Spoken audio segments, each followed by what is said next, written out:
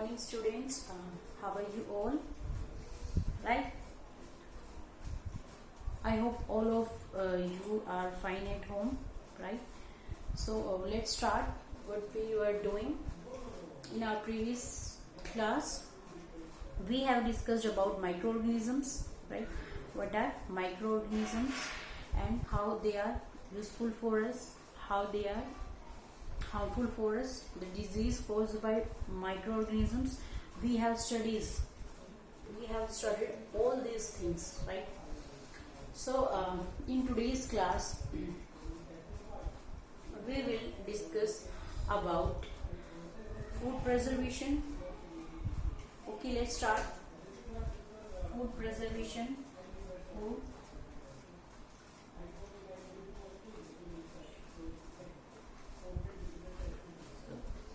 Food preservation means how we can preserve our food, right? How we can preserve our food. See, you have seen that many food which you are bring from market at home, and there is a label on that, right? There is a label on that how much time you can use, or how or there is a time limit. See students, there is a time limit, right? So before that time limit means there are two dates over there. The first is manufacturing date, right? And the second one is, the first one is manufacturing and the second one is expiry date, right? So there are two dates. Means the product is manufactured on which date and that is expired on which date, right? So how is it so? Why? So see, in those food items there are some kind of preservatives are added, right? They are chemical preservatives which are added to make the item for live longer, right? So today we will discuss about the food preservatives. So see students, in your home also you see when your mother cooked food for you, and if you not freeze that food, right, then what will happen to that food? That will become spoiled after a passage of 4 or 5 hours. Why is it so? Why is it so? Why food becomes spoiled after passage of some hours? Like if we are talking about summer season, right? In summer season mostly food is just stale after some time. Why is it so? Because of presence of microorganisms, right? Because of presence of microorganisms. Because microorganisms are present around us, right? They are so small we cannot see them with our naked eye, right? So those microorganisms attack the food, and they are the reason to cause the food into stale one. Okay, so how food preservatives help us? See, we can add some food preservatives to preserve our food. Let us discuss one by one. I think this should be understood by all the students, right? So start. First method which we use to preserve food is chemical method, right?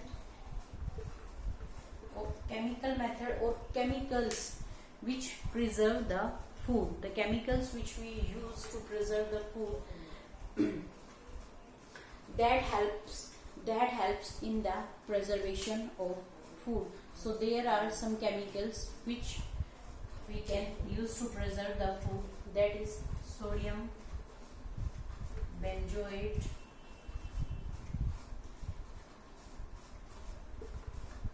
and the the second one is sodium metabisulfate.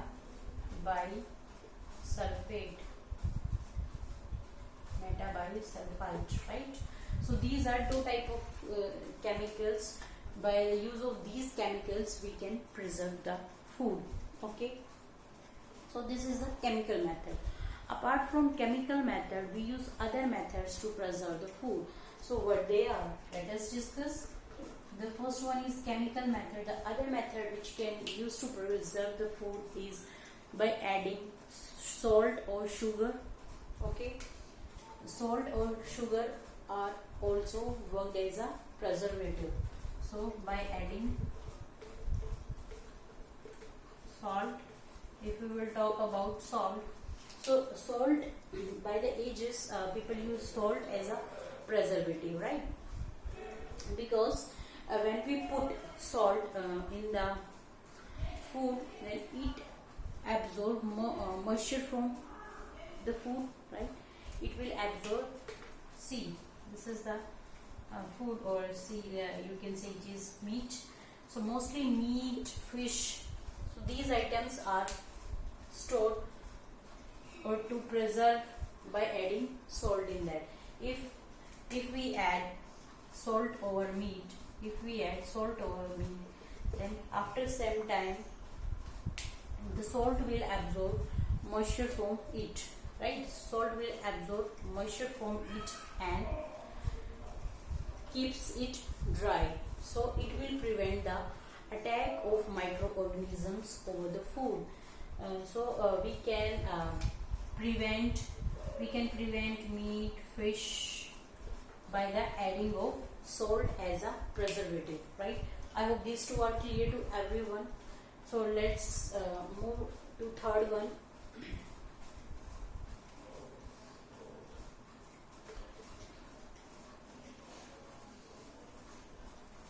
So the third one is by adding sugar, right? Or you can say preservation by sugar. Okay, this is preservation by sugar.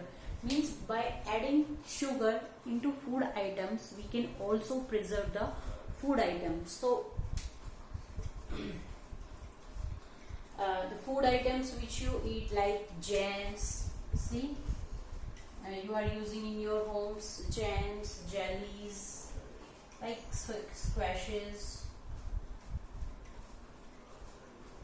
etc. So these are some food items which are used by adding sugar as a preservatives, right? So likewise, like the salt works, sugar also works. If you put the sugar, see, like if this is a box of jam, right? This is the box of jam, and we are adding sugar into it. So the concentration of sugar or concentration of salt, when we putting salt as a preservative in food, right? So concentration of sugar, you can say, is so high here. That's why the microbes cannot attack, right? Microbes cannot attack, or it inhibit the growth of microbes, right? So this is the third method which is used to preserve the food, that is by adding sugar we can also prevent the food, right? The next method is we can also preserve food by adding oil or vinegar. So the next method is preservation by oil and vinegar. See, students, have you seen when your mother is preparing pickle for you? Have you ever seen? So when the next time your mother prepare pickle for you, or even if you are taking pickle with your chapati, you can also observe that right? There are lots of oil in the pickle. Okay, so there are lots of oil in the pickle. Why the oil used in the pickle? Because to prevent the attack of microbes, right? So oil or vinegar both create such environment for the microbes that they cannot attack the food, right? Or you can say that the microbes cannot like the environment of oil or vinegar. So that's why we used to prepare most of pickles with oil or by the vinegar. In vinegar we use meat like fruits, vegetables, right? Lots of vegetables we put in vinegar for the taste. So this is the method which we use as a preserve food items by the use of oil or vinegar, because the microorganisms which are present atmosphere, they do not like the environment of oil or vinegar, right? So that's why they cannot attack, right? And the food becomes preserved. So move to the next. The next preservation treatment which we can use is heat and cold treatment, right? Next is heat and cold treatment, right? Heat and cold treatment. We can use heat or cold treatment. See, when you or when your mother bring milk at home from market, so what she will do? She will boil the milk, right? She will bring the milk and she just boil the milk, right? So why she just boil the milk? Because the raw milk is most liked by the microorganisms. They attack the raw milk, and if you heat something or if you heat the food or boil it, then the microbes which are present in the food item becomes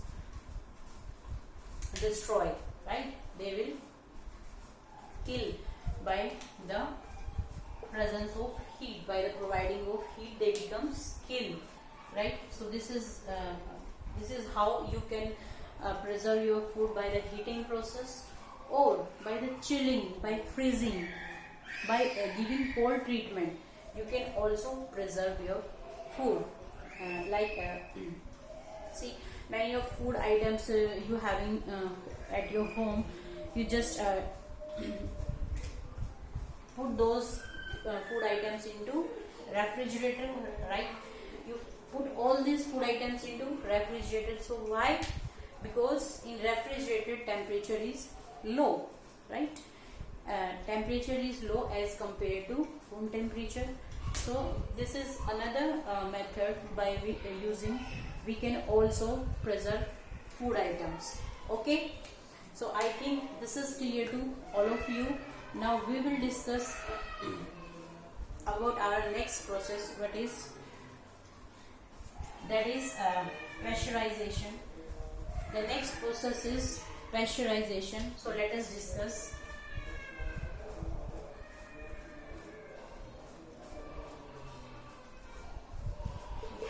Student, this is the pasteurization process, and this is find out by Louis Pasteur.